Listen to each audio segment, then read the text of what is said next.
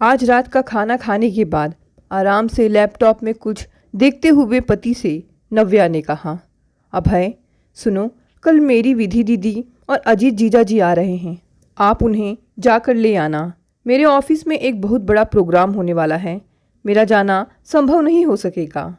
नव्या अपने पति अभय से बोली, मैं नहीं जा सकूंगा, फ़ोन कर दो, कैब करके आ जाएंगी। अभय ने स्वयं में डूबे हुए उत्तर दिया, मेरे शादी के बाद पहली बार हमारे घर आ रहे हैं, बुरा मान जाएंगे। आपकी दीदी आई थी तो आप सप्ताह भर घर से काम करते थे, अब एक दिन भी नहीं कर सकते। दीदी हमारी सुखी गृहस्थी देखने आई थी। हम कितने सुखी दिखे कह नहीं सकता, पर यह अवश्य कह सकता हूँ कि वे काफ़ी निराश लग रही थी। मैंने तो तभी सोच लिया था, जैसे हम अपना कार्य स्वयं करते हैं, अपना पैसा अलग रखते हैं, मित्र अलग हैं, वैसे ही संबंधी भी अलग ही रहने चाहिए, है कि नहीं। अभय लापरवाही से बोला तो नव्या खून का घूंट पीकर रह गई। 5 वर्षों तक प्रेम की पिंगे बढ़ाने के बाद अभय और नव्या का विवाह हुआ था। दोनों के विवाह को 1 वर्ष भी पूरा नहीं हुआ था, पर विवाह पूर्व का प्रगाढ़ प्रेम कब का काफूर हो चुका था। दोनों एक दूसरे को नीचा दिखाने का कोई अवसर हाथ से जाने नहीं देते थे। हनीमून के समय ही दोनों में इतना झगड़ा हुआ था कि 5 सितारा होटल के प्रबंधक ने बड़ी शालीनता से दोनों को होटल छोड़कर जाने की सलाह दे डाली थी। हमने पूरे सप्ताह के लिए किराया दे रखा है, नव्या क्रोधित स्वर में बोली, जबकि अभय चुप खड़ा देखता रहा। आप ठीक कह रही हैं मैडम, पर हम अपने दूसरे अतिथियों को नाराज करने का खतरा नहीं उठा सकते। रही आपके अग्रिम किराए की बात, तो आपने हमारे फर्नीचर और कप प्लेटों पर जो कृपा की है उसका हर्जाना तो चुकाना ही पड़ेगा। शेष रकम हम लौटा देंगे। उत्तर मिला। दोनों चुपचाप अपने कमरे में चले गए थे और अपने आगे के कार्यक्रम पर विचार करना चाहते थे, पर विचार करे तो कैसे। दोनों के बीच झगड़ा जो पसर गया था, अभय सोफे पर ही पसर गया था, पर आंखों से नींद कोसों दूर थी। नव्या नर्म गुदगुदे बिस्तर पर भी करवटें बदल रही थीं। दोनों के बीच एक शब्द का भी आदान प्रदान नहीं हुआ था। अगले दिन हालचाल जानने के लिए दोनों के माता पिता के फ़ोन आए तो दोनों में स्वतः ही बोलचाल हो गई थी। किसी तरह दोनों ने वह समय गुजारा था, क्योंकि वापसी के टिकट पहले से ही बुक थे, अतः पहले जाना संभव नहीं था। कुछ औपचारिकताओं के लिए उन्हें अभय के माता पिता के यहाँ रुकना पड़ा था। दोनों के उतरे चेहरे देखकर अभय की माँ का माथा ठनका और उन्होंने पूछा, क्या हुआ बेटा, कोई समस्या है क्या? तुम दोनों ही बड़े तनाव में लग रहे हो। थोड़ा सा एकांत मिलते ही उन्होंने पूछ लिया था। माँ, समझ में नहीं आता क्या कहूँ क्या नहीं। लगता है मैं अपने जीवन की सबसे बड़ी भूल कर बैठा हूँ। हम दोनों का साथ रहना संभव नहीं लगता। क्या कह रहे हो? पिछले 5 वर्षों से तो तुम उसके दीवाने बने घूम रहे थे। याद है मैंने कितना समझाया था कि पहले अपनी छोटी बहन का विवाह हो जाने दो, फिर तुम्हारा विवाह करेंगे, पर तुमने तो एक नहीं सुनी थी। ठीक कह रही हो माँ, सच पूछूं तो नव्या की असलियत तो अब दिखी है। लगता ही नहीं कि कभी हम दोनों एक दूसरे के प्यार में पागल थे। अभय बूझे स्वर में बोला था। क्या सोचा था क्या हो गया? सोचा था तुम दोनों खुश रहोगे, हम भी आनंदित रहेंगे, पर यहाँ तो सब कुछ उलट पुलट होता दिख रहा है। दुख तो इस बात का है कि तुम 5 वर्षों में भी नव्या को नहीं समझ पाए। इन छोटी बातों को दिल से नहीं लगाया करते माँ। थोड़े दिन और देखते हैं, ऐसा ही रहा तो अलग हो जाएंगे। खबरदार जो कभी फिर ऐसी मुंह से बात निकाली। हमारे खानदान में आज तक किसी ने तलाक की बात जबान से नहीं निकाली। इधर तुम्हारी शादी को 4 दिन हुए हैं और तुम लगे अलग होने की बातें करने। माँ बिगड़ गई थी। मैं भी तुरंत अलग नहीं होने जा रहा हूँ। हमारा प्रेम 5 वर्ष पुराना है। विवाह कम से कम 6 माह तो चलना ही चाहिए। हर परिवार में कोई ना कोई कार्य पहली बार अवश्य होता है। यूँ भी विवाह का अर्थ आजीवन कारावास तो है नहीं कि हर हाल में साथ निभाना ही पड़ेगा। अभय अनमने स्वर में बोलकर चुप हो गया था, पर माँ के चेहरे की उदासी उसे देर तक झकझोरती रही थी। आज भी जब पत्नी से बहस होने के बाद माँ से बात करने की तीव्र इच्छा हुई तो उसने फ़ोन मिला ही लिया। क्या बात है अभय, आज माँ की याद कैसे आ गई? माँ उसका स्वर सुनते ही पहचान गई थी। क्या कह रही हैं माँ? याद तो उसकी आती है जिसे भुला दिया गया हो। आप तो हर समय साए की तरह मेरे साथ रहती हैं। अच्छा लगा सुनकर। और सुनाओ, क्या चल रहा है? कल नव्या की दीदी और जीजा जी पधार रहे हैं। काफ़ी खुश लग रही है। मुझसे कहने लगी कि मैं उन्हें जाकर ले आऊं। उसे ऑफिस में काम है। मैंने तो साफ कह दिया कि तुम्हारी दीदी है, तुम जानो, मैं भी बहुत व्यस्त हूँ। और अभय हंस दिया। क्या हो गया है तुम्हें अभय? तुम तो पड़ोसियों तक की मदद करने को भी तैयार रहते थे। अतिथि हमारे तुम्हारे नहीं होते, वे तो सबके साझे होते हैं, माँ ने समझाना चाहा। दीदी भी आई थी न माँ? तब आपकी इस बहू ने ऐसा व्यवहार किया था जैसे वे कोई अजनबी हो। मैं उस बात को चाहकर भी भुला नहीं पाया। घर गृहस्थी में ईंट का जवाब पत्थर से नहीं देते बेटे। तुम दोनों को जीवन साथ बिताना है। थोड़ी समझदारी दिखाओगे तो राह आसान हो जाएगी। माँ, आपको मेरी ही गलती नजर आ रही है। सही जवाब नहीं देने का अर्थ होगा हार स्वीकार कर लेना।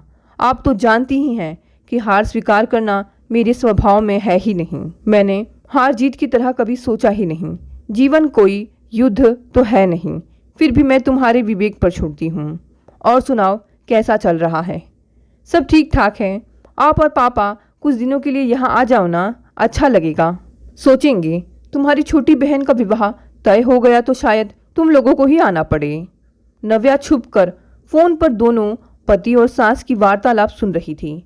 उसकी आंखों में अपनी मॉम की छवि तैर गई, जिन्होंने उसके मन मस्तिष्क में यह कूट कूट कर बैठा दिया था कि अपने हितों की रक्षा के लिए उसे शुरू से ही सजग रहना होगा, ताकि पति सदा डरा सहमा सा रहे।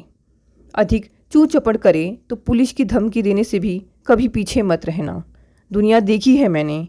तुम दोनों को मैंने कैसी मुसीबतों में पाला है यह मैं ही जानती हूँ। तुम्हारे पापा और उनके परिवार ने तो मेरा जीवन नरक बनाने में कोई कसर नहीं छोड़ी थी, पर बाद में वे भी समझ गई थी कि मैं दूसरी ही मिट्टी की बनी हूँ। उन्होंने उसे समझाया था। नव्या के लिए माँ की हर बात अटल सत्य होती थी। अभय से उसका प्रेम प्रसंग भी तभी आगे बढ़ा था जब मॉम ने स्वीकृति दी थी। पति और सास की बातें सुनकर नव्या कुछ सोचने को विवश अवश्य हुई थी, पर वह अपनी भूल स्वीकारने को तैयार नहीं थी। अहंकार जो आड़े आ रहा था, वह केवल मन ही मन सोचती रही कि शायद अभय का हृदय परिवर्तन हो जाए और वह अपनी माँ की बात मान ले। पर अभय ने ऐसा कोई इरादा प्रकट नहीं किया। हार कर उसे बहन विधि को फ़ोन करना ही पड़ा कि हम दोनों ही अपने अपने ऑफिस के वर्कलोड के कारण वे उन्हें नहीं लेने आ सकेंगे, अतः वे कैब कर आ जाएं। उसने अपनी आया को भी भली भांति समझा दिया था कि मेहमानों का किस प्रकार विशेष ध्यान रखना है। फिर भी दिन भर नव्या चिंता में डूबती उतरती रही। पता नहीं दीदी क्या सोच रही होगी। विवाह के बाद पहली बार आ रही है, वह भी अजीत जीजा जी के साथ। जब वह मुंबई में पढ़ रही थी तो हर सप्ताह बड़े अधिकार से दीदी के यहाँ पहुँच जाती थी। विधि ने भी उसके स्वागत सत्कार में कभी कोई कमी नहीं की। विधि को न केवल खाना खिलाने का शौक था, पाक कला में भी उसे दक्षता प्राप्त थी। नित नए पकवान बनाना उसे खूब भाता था। नव्या की विचारधारा अविरल बहती जा रही थी। उधर नव्या को रसोई घर में घुसने के नाम से ही डर लगता था। फिर भी उसने फ्रिज को फलों और सब्जियों से भर दिया था। उसे पता था कि जीजा जी को बाहर खाने का शौक नहीं है, इसलिए वह लगभग हर तरह की सामग्री खरीद लाई थी। घर पहुंचते ही संवेद स्वर में खिलखिलाहट के स्वर सुनकर उसके होठों पर भी मुस्कान तैर गई। विधि दीदी जहाँ हो वहाँ मस्ती का साम्राज्य होना स्वाभाविक है। क्या बात है, तुम सब इतना खिलखिलाकर क्यों हंस रहे हो? मुझे भी तो बताओ। माफ़ कर दो दीदी जीजा जी, मैं चाह कर भी छुट्टी नहीं ले सकी। पूरे दिन मन इतना तड़पता रहा कि पूछो मत। मुझे अपने बॉस पर बहुत गुस्सा आ रहा था। तुम ही बताओ दीदी, हम नौकरी क्यों करते हैं? अपना और अपनों का ख्याल रखने के लिए ही ना। नव्या, इतनी दुखी होने की आवश्यकता नहीं है। हम क्या पराए हैं कि तुम्हें क्षमा मांगनी पड़े? वैसे भी अभय ने हमारा इतना स्वागत सत्कार किया कि तुम्हारी याद तक नहीं आई। जीजा जी ने हंसते हुए कहा। रहने दो ना, क्यों चिढ़ाती हो बेचारी को?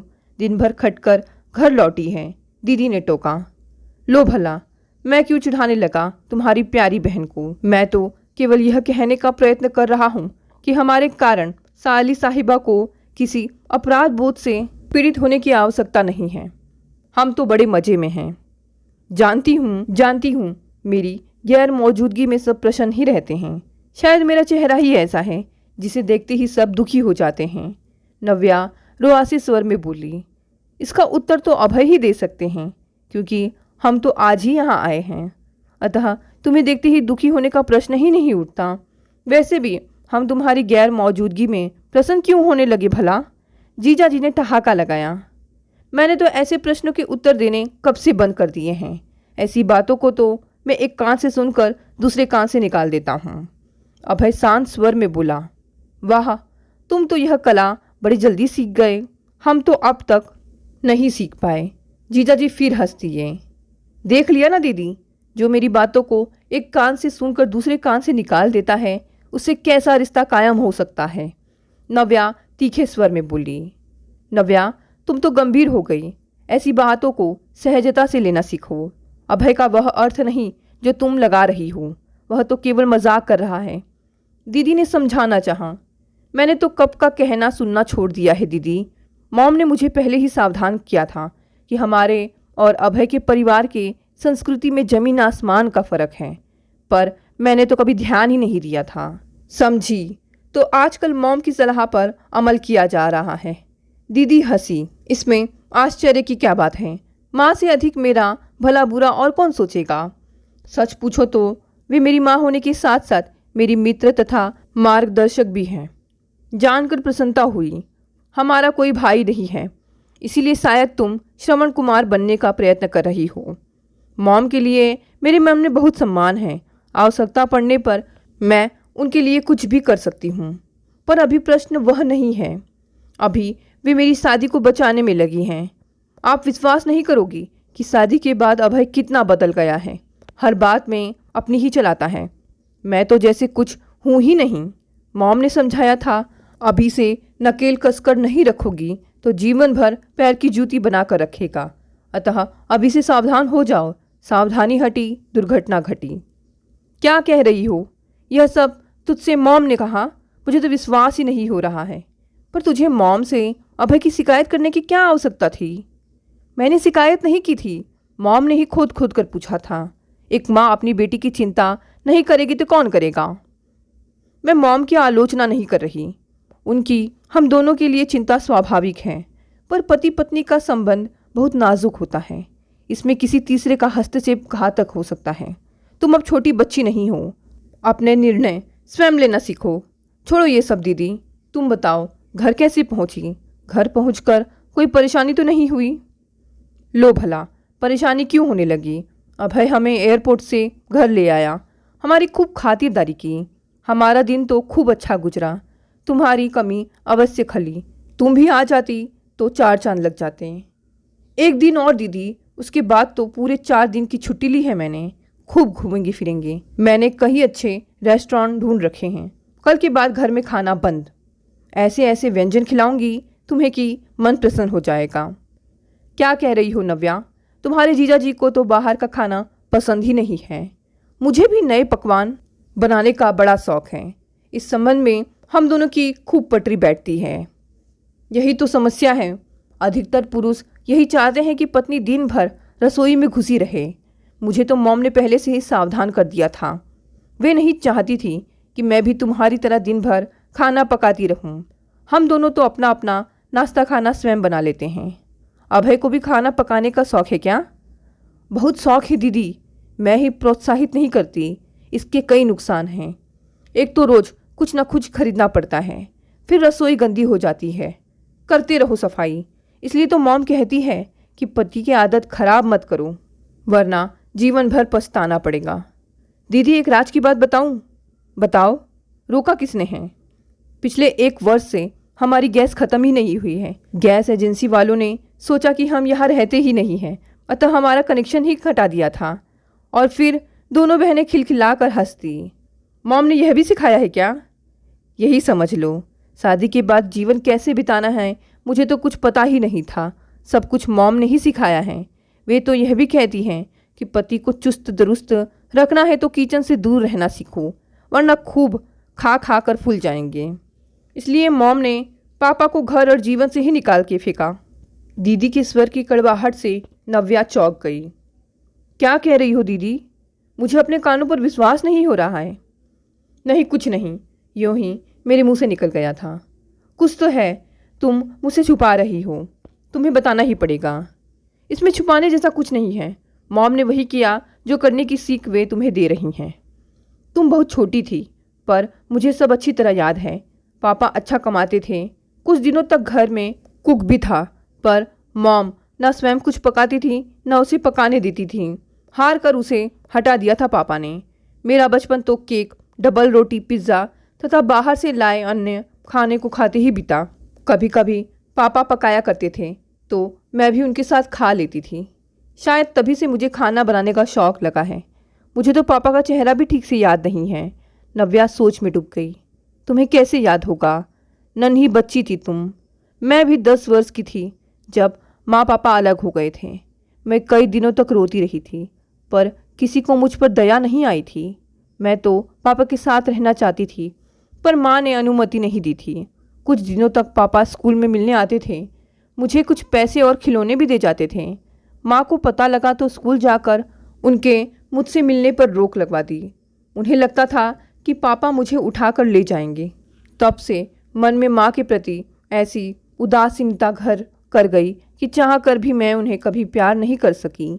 माँ भी समझ गई थी, इसलिए मुझे हॉस्टल में डालकर अपने कर्तव्य की इत्यश्री कर ली थी। खूब याद है, तुम केवल छुट्टियों में घर आती थी, तब हम दोनों कितनी मस्ती किया करते थे। तेरे लिए ही तो आया करती थी मैं। माँ के पास तो हमारे लिए समय ही कहाँ था। शायद इसीलिए माँ ने मुझे भी हॉस्टल में डाल दिया था। तुम्हारे कॉलेज जाने से पहले हम दोनों साथ में कितनी मस्ती किया करते थे, पर तुम्हारे जाने के बाद तो ना स्कूल में मन लगता था और ना घर में। पता है, हम दोनों का बचपन घोर एकाकीपन में बीता। माँ को भी क्या मिला, उनकी तथाकथित मित्र एक एक करके दूर चले गए।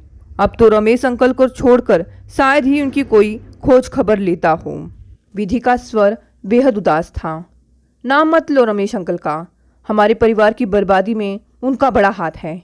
नव्या एकाएक क्रोधित हो उठी। अपनी समस्याओं के लिए दूसरों को दोषी ठहराना छोड़ दो मेरी प्यारी बहना। अभी तो अपना घर संभालो। तुम्हारा घर टूटा तो मुझे जरा भी अच्छा नहीं लगेगा। तुम्हें क्या लगता है सारा दोष मेरा ही है? बहन हूँ तुम्हारी, झूठ नहीं बोलूँगी। दोष किसका है यह नहीं कहूँगी, पर अपनी गृहस्थी को केवल तुम ही बचा सकती हो, यह मैं अवश्य कहूँगी। माना दोनों बहनें बहुत दिन बाद मिली हैं, पर क्या आज रत जगा है? तभी हंसते हुए जीजा जी ने प्रवेश किया। मुझे लगा आप दोनों फिल्म देख रहे हैं। हमारी सुधि कहाँ थी आपको? विधि हंसी। फिल्म तो कब की समाप्त हो गई, अब तो सोने जा रहे हैं हम। चलो हम भी सोते। नव्या भी थकी हुई है, कह विधि उठ खड़ी हुई, पर नव्या की आंखों से नींद कोसों दूर थी। दीदी और जीजा जी ठंडी हवा के झोंके की तरह आए थे। एक सप्ताह घूम फिर कर चले गए। उनके जाते ही घर में पुनः सन्नाटा पसर गया। एक दिन अभय हमेशा की तरह अपने लैपटॉप में डूबा था कि तब भी नव्या आकर उसके गले में बाहें डालकर झूल गई। अभय हैरान था। ऐसे प्रेमपूर्ण स्पर्श को तो वह लगभग पूरी तरह भूल ही चुका था। चलो खाना खा लें, ठंडा हो रहा है। अभय मेज पर रखी सामग्री को देखकर हैरान रह गया। फिर पूछा, कहाँ से मंगाया है ये सब? मंगाया नहीं है, मैंने खुद बनाया है। ऐसा खाना बाजार में नहीं मिलता है, कह नव्या मुस्कुराई। उसने लाइट बंद करके सुगंधित मोमबत्ती जला दी थी, जिसकी सुगंध पूरे कक्ष में फैल गई थी। काश विधि दीदी और पहले आ जाती, अभय बोला। तब नव्या बोली कुछ नहीं थी, पर चेहरे के भाव बता रहे थे कि वह मन ही मन विधि को धन्यवाद दे रही थी। दोस्तों, ये कहानी यहीं समाप्त हो गई। कहानी पसंद आई तो इसे लाइक और शेयर करें, और अगर आप नए हैं तो इस चैनल को भी सब्सक्राइब कर लें। धन्यवाद दोस्तों, मिलते हैं अगली नई कहानी से।